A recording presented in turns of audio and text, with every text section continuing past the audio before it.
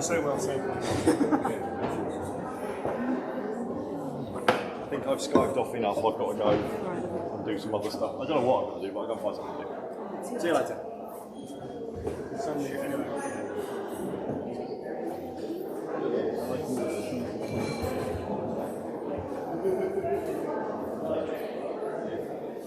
Okay, guys and girls, for the last round today, please welcome our next speaker, the wonderful Elspeth Beard. Fantastic story that's matured for a little while, I think it's safe to say, but it's definitely got better with time. Some wonderful pictures, and I'll let Elspeth tell it as she does absolutely best. Thank you very much, guys.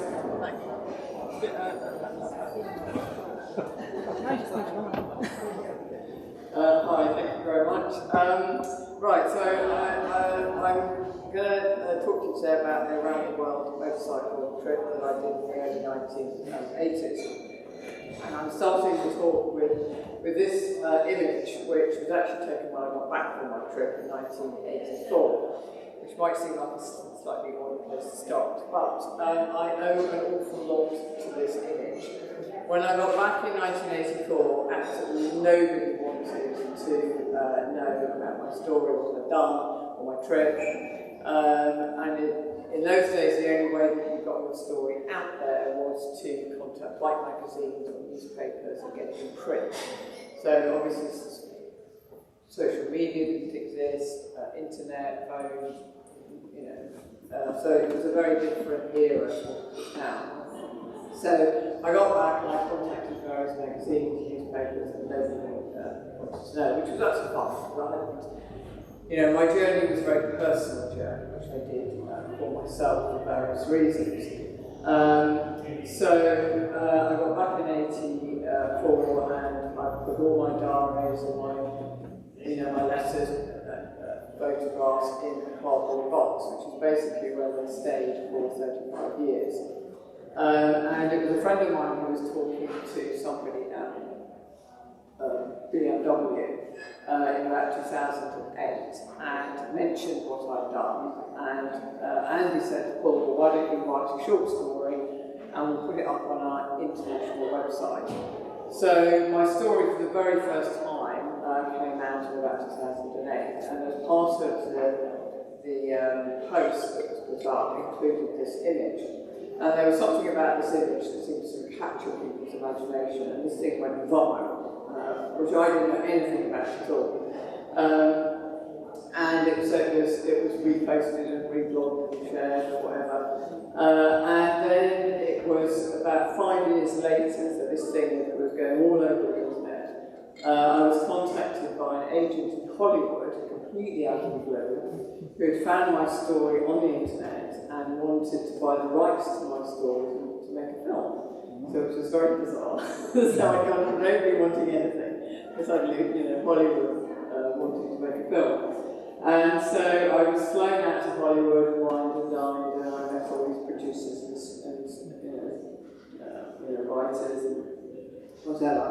But I think I decided that actually, because I hadn't looked at any of my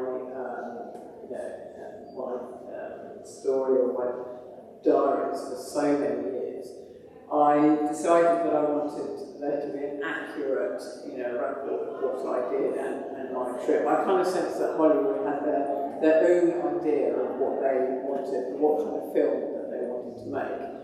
And so I kind of said thanks, but no thanks to Hollywood, and I came back home, and then I started working on my book, which, because it was such a long time from my, it was about 30, by then it was 38 years, I think, from when I got back from my trip. So it was a really long process going through everything. And so my book took me 3 years to write, and it was published in 2017. So I've been told that this image has become iconic, whatever that means, which I find quite hard to believe. But in 2018, which is shortly after my book came out, somebody sent me this photograph of some t-shirts which they found and were sold in TK Maxx in Bristol, I think. And I managed to track it all down, and they were being made by an Italian company who were having them printed in Holland, and they were selling them all over Europe without even asking me. Anyway, I sued them and I won. So how did it all begin? I lived in central London. I set up a boarding school when I was 10. I struggled a lot at school. I found out when I was 16 that I was dyslexic, which kind of explained why I found it so hard to read and write when I was at school.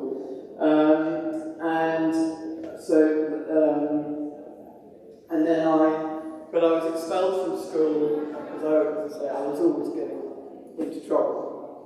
And I was expelled from school when I was 16. And I ended up finishing up my A-levels in a college in London.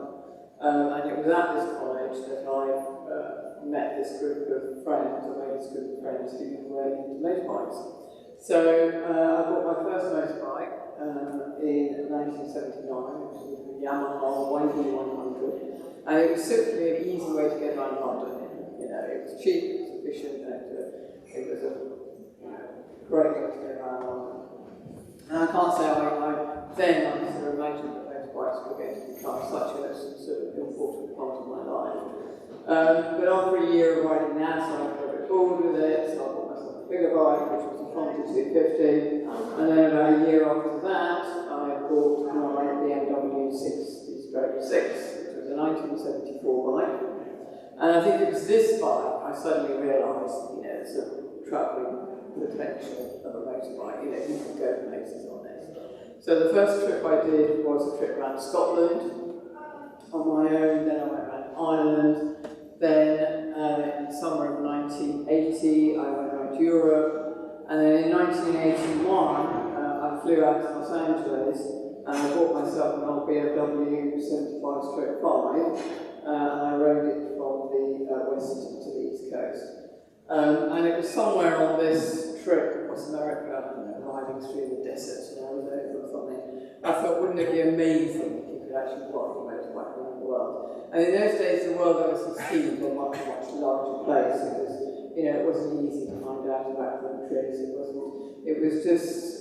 very different times.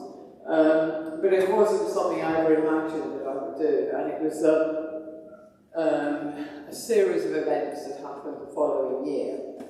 So at this stage, I've been doing my first 3 years architecture, and when I was studying architecture, I met and fell in love with this guy called Alex, and he decided to finish our relationship about 3 months before my finals. So I was feeling very miserable, very depressed, and as a consequence, I found it really, really hard to work as well, so I did really, really badly in my final degree. So in the summer of '82, I had a lousy degree. I was questioning whether I should carry on with architecture or not. I was, as I said, lonely, broken-hearted. So I thought, I don't know, I'll go ride my bike around the world. So I set about kind of preparing myself on my bike the best I could. I wrote a load of letters to bike magazines and trying to get some interest or some sponsorship, or I said I could write every 3 or 4 months a short piece about what I'm doing, and you could print it in your magazine, and you could follow my journey around the world. Anyway, so I got, I think I wrote about 20 odd letters. With the letter I sent this picture, and I got one reply from BMW Munich that basically said, we already kind of know our bikes are the best, but best of luck, have a good trip. And then I got this lovely letter from Bike Magazine, which was the only response I got, which you can't read, so I'll read it to you. It said, Dear Elspeth, Bracken said he'd write this letter, but he can't because his tongue's jammed his typewriter. Julian asks if you've got an 8-foot-tall husband who's also a karate expert. Mike Clements has already formed the Elspeth Appreciation Society and wants to know where in the world you're going to be so he can get there first. Me, I'd like to offer you sponsorship around the world, but I think it would be a waste and a shame for London. Fortunately, I was not deterred by that. If anything, it made me more determined. So the first thing I did was obviously to try and learn as much about my bike as possible, because I knew that in most of the countries around the world, the only person who was going to be able to fix it was me. So I bought myself a H manual, some basic tools, and stripped the bike down and basically learned as much as I could about it. While I was doing it, I replaced everything I could think of, like the cables, obviously battery, seals, gaskets, everything I could think of. I changed and replaced. So I could get the bike in as good as condition as I could before I left. So my bike was already, so when I left on the trip, my bike was already 8 years old, and she had already done 45,000 miles. So she was a fairly well-used bike when I started the journey. So the trip that I did, the route that I decided to take, because I've been working in a pub for about four months, I managed to save £2,500. So I just left with what I had. And because I'd been to America the year before, I was fairly confident I could get across America, get either to New Zealand or Australia, where I could get another job and earn some more money to do the next kind of stage of the journey. So I shipped my bike to New York, rode across America, then I went down to New Zealand, arrived in Sydney with about £50 left. I got 2 jobs in Sydney. I worked there for 6 months. And then I rode around Australia and up through Indonesia, Singapore, Malaysia, Thailand, and then across to India, up to Calne, Nepal, and then right up to Ladakh, which is the northern part of India, and then through Pakistan, Iran, Turkey, Greece, Europe, back there. So I did 35,000 miles in just over 2 years. So this was my parents taking me to the airport. Obviously, I was very happy, they were slightly less so. My parents had a slightly odd, well, I found it odd at the time. My dad, who was a very eccentric psychiatrist, never really said anything.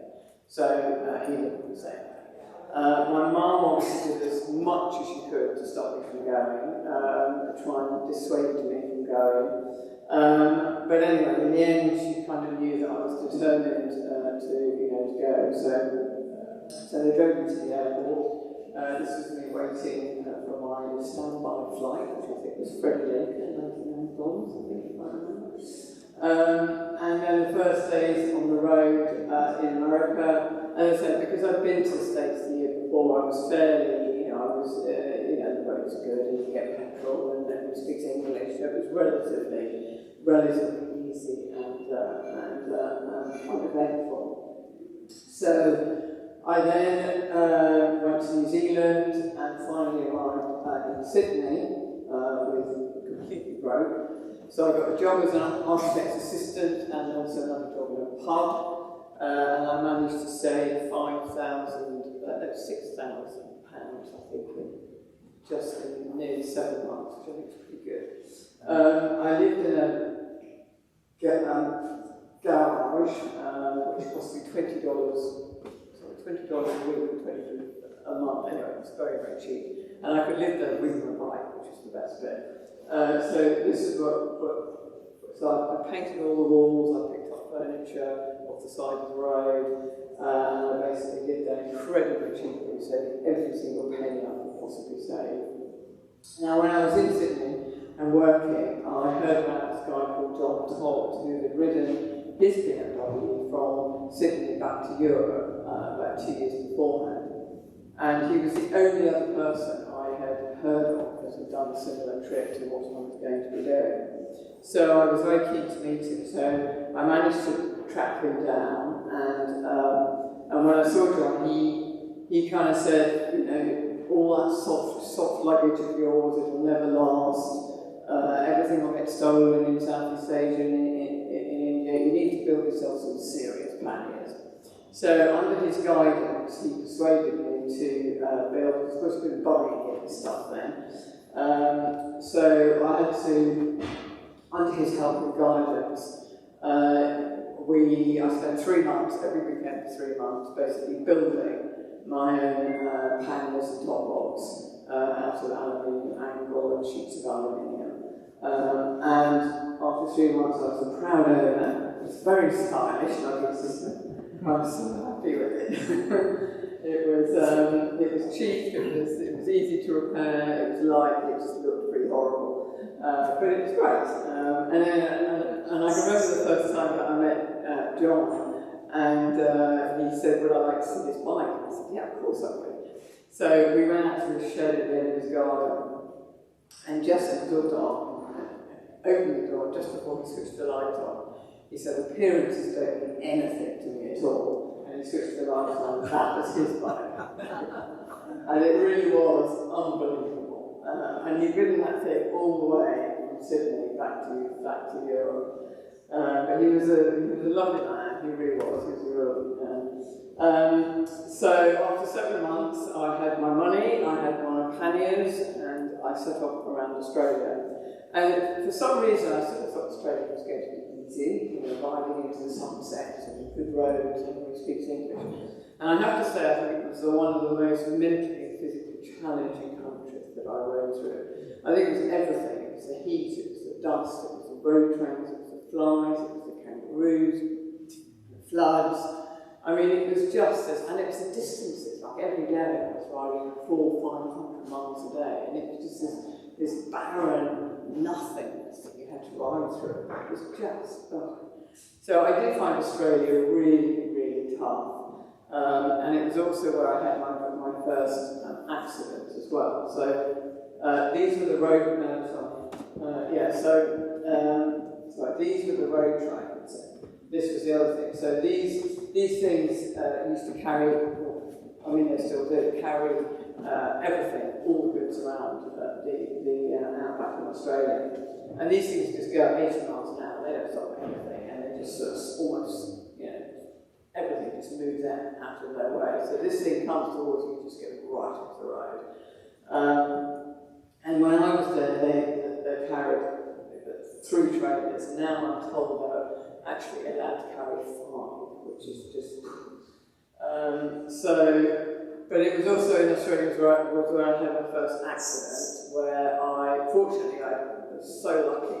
I had met up with these other motorcyclists about 2 days beforehand, and we were riding, and we were in the Onslow Dirt Road in Queensland, and I was, up ahead, and my front wheel, I mean, I don't really remember what happened, to be honest, because I landed on my head, I had concussion, I have no memory of the accident even now. But from what Tom and Ewan said, is that my front wheel went into a pothole, and then the whole back of the bike flipped over, and it cartwheeled all down the road. And I was so lucky that they were there. And the ambulance had to come 190 miles just to pick me up. So I spent a week in hospital, and then I had to repair my bike, and then I was on the road again. And then when I was in Central Australia, it was the worst, rain that they'd had in like 7 years. Literally overnight, it rained more in one night than it rained in 10 years. And so the road, and the south road from Elspeth down to Port Augusta was just a complete, because it was all dirt road in those days, and so it was just completely flooded. So I ended up having to put my bike on a road train and hitch a lift for about 300 or 400 miles with this road train. And we spent, we must have had to dig this road train up 5 or 6 times a day. I mean, it was. Well, finally, when I got down to Port Augusta, and then I started the long ride across another port to Perth. And this is literally 1,500 miles of that, absolutely nothing. And this was where I had the first major problem with my bike. I was riding my bike, and all this kind of white smoke started to come up from under the tank. And I kind of leapt off the bike. I didn't have a clue what to do. And I tried to sort of stuff a jumper under the tank so that flames out. Well, anyway, finally it all kind of died down, And literally, I've been riding hundreds and hundreds of miles just with nothing. I haven't passed a shared path, nothing. So I was there, and I looked up my, under the tank, and there was this whole congealed mass of melted rubber and wire. So basically, the sort of electrical harness had been burnt out. So I was like, oh, what am I going to do now? And I looked down the road, and there was a little blue sign that said auto electrician. So I ended up wheeling my bike there, and the place was run by this guy from Wales, and his name was John. And we spent 5 days literally using the Haynes manual and making a new wiring wheel from scratch. But unfortunately, he only had brown and black wires. So even to this day, my bike is still wired up with brown and black wires, which makes it. And I hate electrics. Engines, I understand engines, I'm okay with engines. Electrics are like this. I just don't get electrics. So it makes it incredibly difficult for me to trace any sort of electrical faults. But finally, on my way, I got to Perth, and then I travelled up through Indonesia. And it was really in Indonesia that there were the most incredible buildings in Indonesia. And for the first time, I sort of reignited my interest in architecture again, which was brilliant. These are some houses up in North Sumatra. And just unbelievable buildings. And then, so from there I travelled down to Singapore, and then up through Malaysia into Thailand. These are the road signs in Thailand, I got so lost in Thailand. It was really hard to get a map. I spent 5 days in Bangkok just trying to find a basic map that had all the place names written in English and in Thai script, so every time I stopped anywhere I had to match all the squiggles up to try and find out where the hell I was going. But I loved Northern Thailand, I really did. These are some maps I did manage to find of the northern part of Thailand, and actually neither one is right, but if you kind of merge the two together, you can sort of work out where to go. But it didn't really matter. Time was something I had plenty of. My inability factor was my money. But beautiful roads in Thailand, absolutely amazing roads, and I loved Thai people. It was one of the highlights of the trip. And I managed to go right up to the northernmost point of Thailand, and then I tried to get to Burma to get to India, but all the borders were closed. So I ended up having to ride all the way back down to Penang in Malaysia to get a boat across to India. But by this stage, I'd actually arranged to meet my parents in Kathmandu in about 2 months' time. So I was in a little bit of a hurry. It was the only time of the whole journey I hadn't actually had to be somewhere. So I had to ride all the way back down to Penang, and that's when I had my second accident. And I was riding, and this truck came the other way, and this dog just shot out from behind the truck. I didn't even see it, like it was a big dog. And I hit it. Came off the bike, stood up the road, ended up in the ditch, and it happened right outside this Thai farm. So all the family came out, and they all helped me get my bike out of the ditch, and I'd broken my toe, and I was all kind of bruised and scraped all over. And unfortunately, I'd taken my gloves off, so my hands were all not good. So this was the Thai family. So I ended up staying with them a week. Where I sort of fixed and repaired myself and my bike.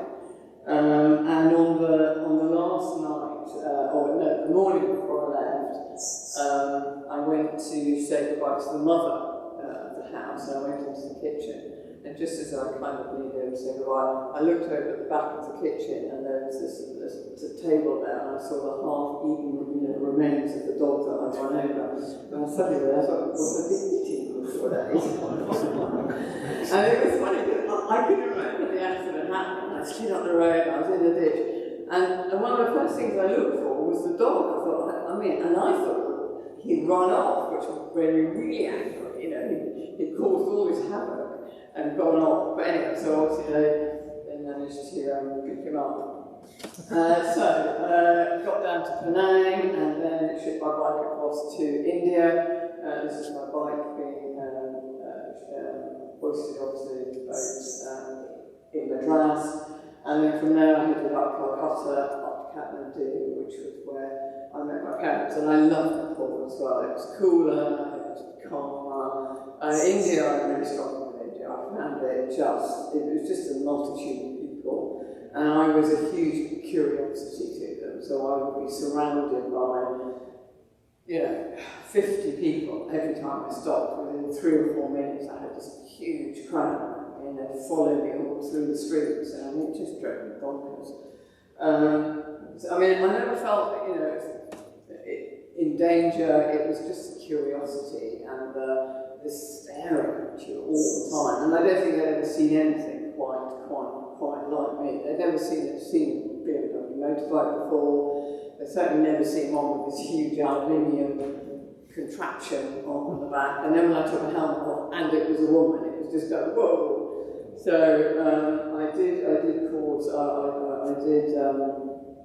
receive an awful lot of attention in India. But anyway, so I managed to go up to Kathmandu, which I actually loved. I went trekking there. And also when I was in Kathmandu, I met the only other overland traveller on a bike throughout the entire trip, which was a Dutch guy called Robert, and he had emigrated to Australia, decided he didn't want it, didn't like it, and he decided to ride back home to Holland. So we met in Kathmandu, and we arranged to meet in about a month or 2 months' time in India, because he wanted to do a different route to me. And once I started, this was the kind of crowds which were here within like minutes of stopping. And when I started to travel with him, it made so much difference. It was 1,000 times easier just being with somebody else. And especially dealing with all the crowds in India. And if you realize that is all men, it's 50 men around you all the time, and it just becomes hard work.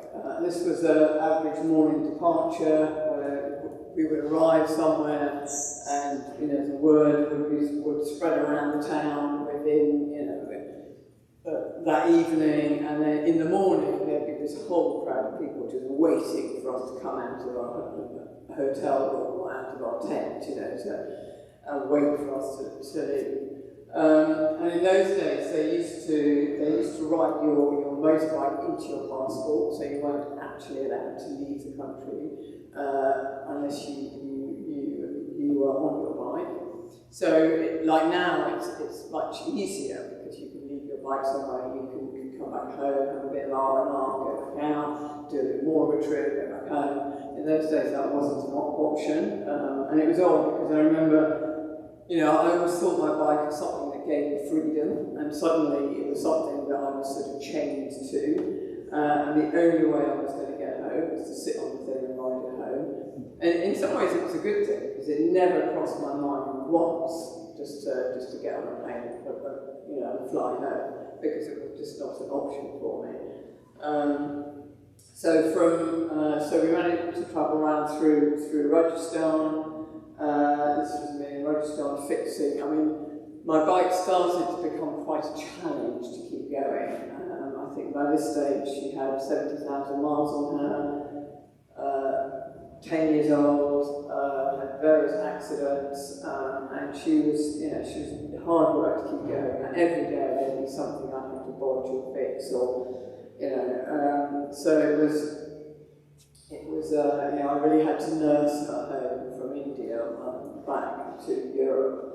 But Robert and I managed to get right up to the northern part of India, Ladakh, which was just stunningly beautiful. It was also another highlight of the trip, because we fell in love up there, which was lovely. We had a fantastic time, we really did. It was just spectacular scenery, no people, which was wonderful, and it was brilliant. So from there we travelled back down through Punjab and crossed into Pakistan, and this was halfway through Pakistan, and this was a very momentous occasion, because it was the first time in nearly just over 2 years that I saw some, London signposted, and it was only 9,476 kilometres to go, so I was nearly home. That was great, that was really good. And then so we had to travel through the western deserts in Pakistan, where there were very few roads. We had to follow just tracks through the desert to try and get to the border with Iran. It was slightly, we didn't even have a compass, it was ridiculous really, but I don't know, we just did those things when we were young, I think. So we just followed telegraph poles, tracks, and we managed to get to the border with Iran. And Iran was the main country I was really, worried about, because Iran, it had been the revolution about 2 or 3 years earlier, so all the borders were it was all closed to Westerners. It was the Shah had been deposed. It was a strict Islamic, country, and it was impossible to find out anything about the country at all. I had managed to get a visa, a 7-day transit visa to get through Iran. The country was also at war with Iraq, which kind of complicated things. So there were tanks and soldiers everywhere. And but my real problem was actually trying to get my bike into Iran, because I had my Calne, which was it's like a customs document for your bike, and you have to leave a deposit with the AA, well it was the AA then, and it basically stops you selling your bike in any country that you go through, so you have to get a kind of entry and an exit stamp, and then when you get back home you send the Calne in, and then they give you your money back. And the amount that you have to bond, that you have to pay the AA, depends on what countries you tell them that you're going to be visiting. And for some reason, Iran was had a very high rate or whatever. So I organised my Calne when I was in Sydney, and I paid £1,500 for my Calne. If it included Iran, it was going to cost me £4,500. And I simply just did. That was like all my money I'd saved. So I thought, Iran, I might not even get there. It seems so far away. I won't worry about it now. I'll worry about it when I get there. And now I was here. So I got to so I managed to get my passport stamped out, so I was allowed into Iran. And then I went to the customs guy, and the list of countries that was written on the front cover of the Calne, and I kind of flipped it over, hoping he would look at he would notice that Iran wasn't there, and I kind of handed it to him, and of course he looked, and he looked at me, and he gave me a very strange look, and then he looked at the Calne, and he started to tap the list of the countries, and he looked at me again, and I thought, what is it? Anyway, and he just handed it back to me. So anyway, I went outside to talk to Robert, and I just couldn't work out. And I said, maybe I should just add Iran to the list of countries, and maybe that's what he's saying. Well, I don't think so. But anyway, so I went back in again, and I put my Calne down on the table, and the guy looked at me again. And then he got a pen, and he slid this pen across the table towards me. And as he slid the pen across the table, he looked out of the window for about 30 seconds. I picked up the pen and neatly added Iran onto the list of countries. And then he looked back, and then I handed it to him again, and he looked at it, that's done, off you go, with a huge smile on his face. So it just shows you can never tell what happens in these places. So I managed to get through Iran, into Turkey, and to be honest, once I got out of Iran into Turkey, as far as I was concerned, I was home. I'd done it. This was in Turkey somewhere, I just got stuck on the beach. And then got to Holland, and I stayed with Robert's mum for about 2 weeks before I made my way back to London. This was my maintenance schedule, and I was really good at looking after my bike, I have to say, even though I say so myself. I changed the oils religiously. I really looked after her because I knew she was going to get me home. It was the only way was to look after her. So that's the schedule which I've had. These were just some maps that I'd managed to find, which weren't many, but I did. That map of India, I think I had one map that covered Bangladesh, India, Pakistan and Iran, and it was like an atlas, it was like a school atlas, but yeah, it's fine. This is my Haynes manual when I got home, which you can barely see anymore. And when I did get home, I did find it extremely difficult to readjust. I'd lived such an incredibly exciting, intense life on the road for over 2 years, where every day you were having to deal with so many problems and solve things and stay alive and survive, and then suddenly you got back home and kind of nothing. And it kind of didn't help really that I felt very isolated when I got home. A lot of my friends and family were not that interested in what I'd done on my journey, and I had nobody I could talk to,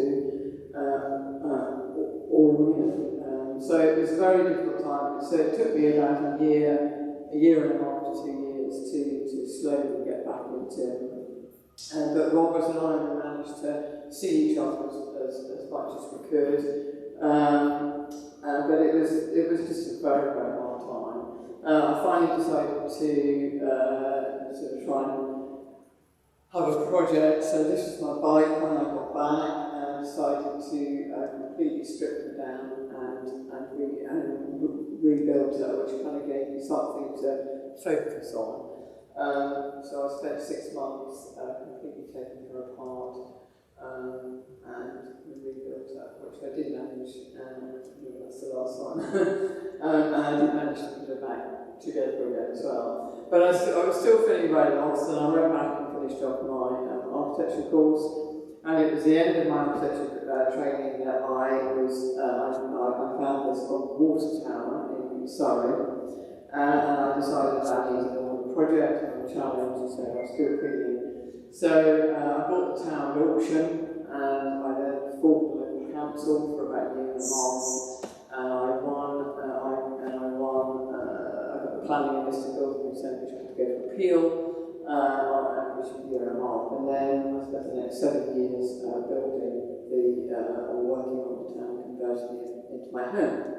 So, and it was a very, it was a huge, it's like 130 foot high, so it's this huge building, and it did involve, as I was totally focused for 7 years. This is the living room, which you can't see, but that's the living room at the end. And this is the water tower with the kitchen, and that's one of the bedrooms, and then that is the water tower where she stands so it's a great place. So then in 2017 I finally got to publish my book, and this was my book launch at BMW. And my whole life has completely changed again since my book's published. It's now been translated into Italian, Spanish, French is coming out later this year.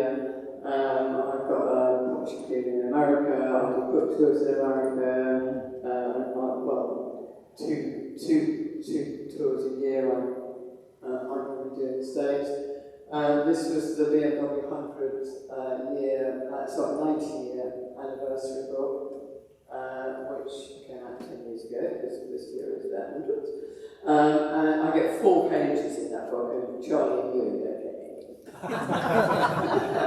that was really good. And I've just had a fantastic time the last 5 or 6 years, apart from obviously the bit in the middle. It's been great. So this was in Italy. I was invited to do this event in Italy, which was 600 women, motorcyclists riding through the streets in there. And then this was a tour I did in America. You can see that's Ted Simon, Sam, and me doing an overland expert event in Arizona. And this is a list of most like a film festival, which was 1,000 bikes riding through the streets of Lisbon, which was amazing. And then in 18, I was invited to join a group of women motorcyclists travelling through Pakistan, and we kind of went to all these girls' schools, trying to encourage them or make them understand the importance of education and being independent and being able to earn their own money and look after themselves. So that's great. We taught them to ride motorbikes as well, so that was it. And there's other trips. I've been to South America, Africa. I've just done, I've never stopped travelling. One good or perhaps bad thing about my roundabout trip is once you've done something like that, you are a slightly restless person, and you kind of quite find it hard to, I kind of always feel I need a challenge, I need a project, I need to travel, I need to do something, which is great, but it's and then that's the picture of Michael. As you can see, I did get my bike back together again, that's the water tower, and that is finally it. I've got 2 books for sale, if people are interested. I've got the original paperback, which is £12, which was published in 2017, and then I put together a photographic book, which I did, which is about 500 photographs from the trip, which is like a sort of coffee table book, so that's £25. So I'll be at the back or by the door at the end if anybody wants to buy them. So, any questions? Do you think the same sort of trip is possible today with the geopolitical way the world has moved on? I don't know. I think there's always parts of the world that are a mess. And I remember when I was doing my trip, Africa was a mess. There was wars here, countries closed, borders closed. About 2 years before my trip, a year before my trip, Russia had invaded Afghanistan. All the road, the main overland route was completely closed, which is why I ended up having to ride through the deserts of Pakistan, where there was no road at all. So it's kind of always a mess, and you've kind of just got to go when you're going to go. And you'll deal with it, you sort it out and deal with it, but you have to be incredibly flexible, you have to change your route at the last minute. When I was in India, it took us 6 weeks to get out of India. It was complicated because it was a storming of the Golden Temple in Amritsar, all the Sikhs were rioting, and so although the only road border between India and Pakistan was 15 miles from Amritsar, so although the border was open, you couldn't technically get to the border because the Punjab state was shut. So, then I was thinking, well, maybe now I'll ride down to Bombay, I'll try on a ship across Africa, then I'll ride up through the Sahara. So you just have to be incredibly flexible and not have this fixed, this is where I'm going to go, because it would have never worked like that. Mm-hmm. And I think now, because people can over-plan a bit too much with all the technology, that but in those days you couldn't plan. Because it was very much just trying to, I would find out about the next country where I was in the country, and so you just used to kind of have to do it like that. Google wasn't a thing. Google didn't exist, fortunately, I have to say. So, yes. You said that it took you about a year to 2 years to adjust after the journey. What helped you get back on track on your feet? Time, to be honest. And I don't think I was ever completely. I wasn't, you're never the same person again after you've done something like that. You just learn to live in the world you have to live in with everything with all the changes that you have. I still, it's, so you're just never the same again. But it was probably more like 2 years. I went back to uni, I finished off my architecture, I absolutely hated it, I couldn't see any, the point of it, what I'm doing here, what I'm doing it for, and half the time I just wanted to leave and be on the road again. But I somehow kind of knew that wasn't the answer. You know, I needed to, you know, you couldn't make a life out of travelling the way you can now. You know,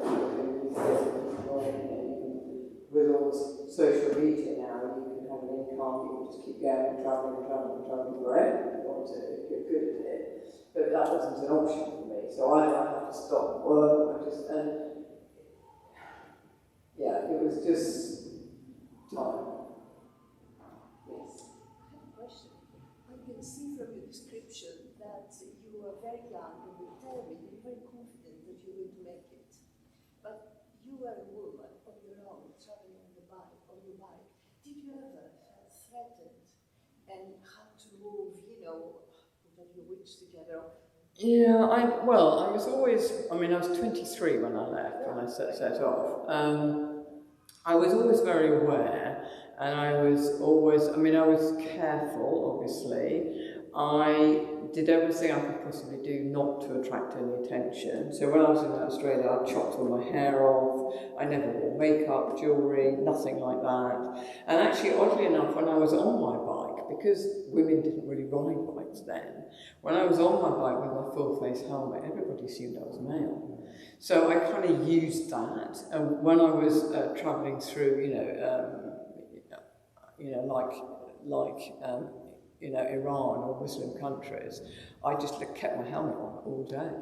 And because my hair was short, it didn't. And so you just learn to I don't know, and you also get a sixth sense. If you go in somewhere and it doesn't feel right, I would leave. And I did get hassled. Don't get me wrong. It wasn't easy. But I think you can do a lot to minimise the risks. And I think also because I'm quite tall, which helps. In a lot of the countries, the men were much shorter than me. That sort of psychologically helped, I think. And just careful. I never rode after dark. So there are certain things you can, but I think you do have to accept that it is a risk. You do take a risk, and it depends how much you want to do it, and are you prepared to take the risks? And I was. I'd already travelled in Egypt when I was about 18. I'd been to parts of North Africa. So, I was fairly, it wasn't as if I was completely naive. I did have some idea of the hassle and aggravation I was possibly going to get. You felt confident that you would go, but you did. I did, yeah. I think, yeah. I did, yeah.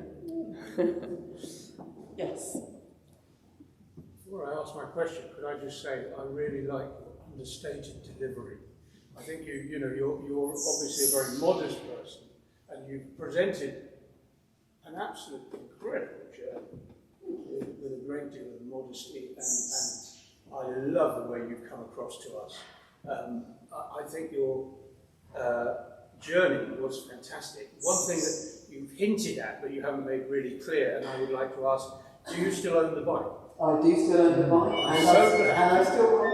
Oh, good. I would never part with it. And that actually, she is part of me. Oh, good. Well, I'm pleased to hear that. But the other thing I wanted to ask you, do you drive a car? I do drive a car. Oh, right. Okay. I wondered if, the bike was so much a part of you. No, I do. Well, actually, I've got 3 motorbikes. I've got my old trusty R60, which I would never part with and never sell. But sort of frames all bent and bought from Calne in Australia. It's just tired. And so I tend to take her out Sunday mornings, pooping down the back lanes, and it's great. I've always got a big smile on my face. And then I've got another BMW 880 GS Basic, which is the last of the airheads, which I like because I can still fix it and maintain it myself. I don't like these modern bikes with all this electronics and crap. I don't need to know what tyre pressure is every minute of the day. I would just know what my oil temperature is. I managed to ride all around the world and having a clue what my oil temperature was, and it was fine. So, I just don't need too much of it. For me, I just don't need all that. So, I definitely still ride it. Excellent, thank you. Yes. It sounds like you really would have made a great film. So, who would you Absolutely no idea. Well, sorry. Meryl Streep, well, depends if they're going to make it like me now or me then. I don't know. But no, I did actually sign a film deal with Hollywood. After the book came out, I signed this film deal with Hollywood. But sadly, it was just before COVID, literally at the end of 2019. And so nothing kind of really happened for a year. And then they extended it for another year. And then they hurriedly put this so what they were working on was a 6-episode like TV series, Netflix or whatever. So, because the thing is, there isn't really money in films. Like, if you're going to make a film, it's got to be a tried and tested, Star Wars, Spider-Man, or whatever. So they know they're going to get their money back. They're not going to risk billions of dollars on some unknown, biker. But the Netflix people, they've got money. They've still got money, and they thought, it's 6 episodes, and they wrote this bloody screen, this storyline, and it was just terrible. It was everything I feared, and I really did my best to find people that, Joe, who was going to produce it, he used to ride a 60-stroke 5 BMW, he was all enthusiastic, and he had my book, and he seemed to get my stories, so I thought, that's a safe pair of hands, and his mate was the money man, and he had money, so that was good. So I kind of did everything I could to try and ensure that it wasn't going to end up. So this storyline was just terrible, and I was cringing when I was reading this thing. I was thinking, oh, this is my story. So fortunately, we kind of parted company about a year ago, and now I've got various other people interested. I've got somebody out in Australia, New Zealand, in New York, but I kind of don't want to give it to the Americans. They just don't get us Brits. They don't get the story, they don't get us, they just don't understand what we're about, and they don't understand our story. It's all got to be, drama and crisis and in your face, and it's nothing, just can't be nice.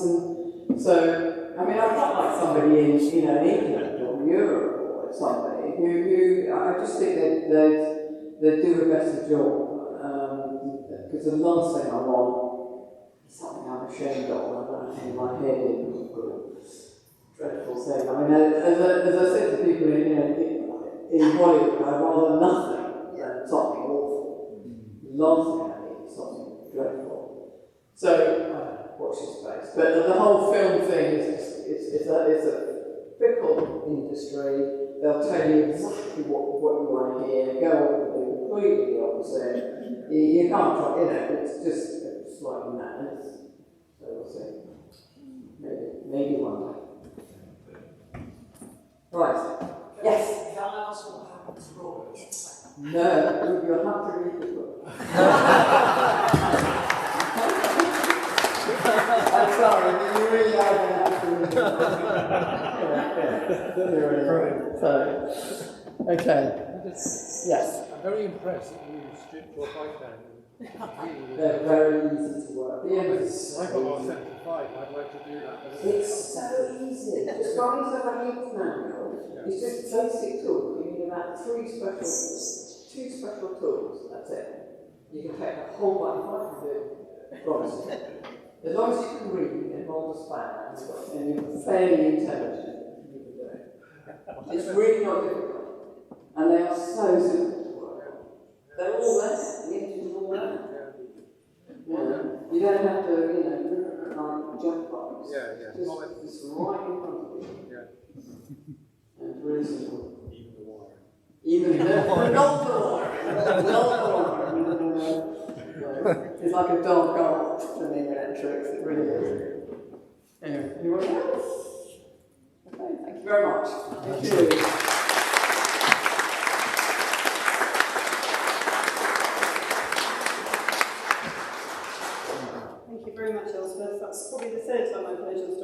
Oh no. Every time. No, I love your stories. I'm glad you didn't tell me that. Thank you very much. I'm sure I shall watch it again somewhere and listen to it at some point. So thank you. Thank you all for coming today. Really appreciate it. Thank you for your time. Have a good day. Have a good evening, guys. Thank you.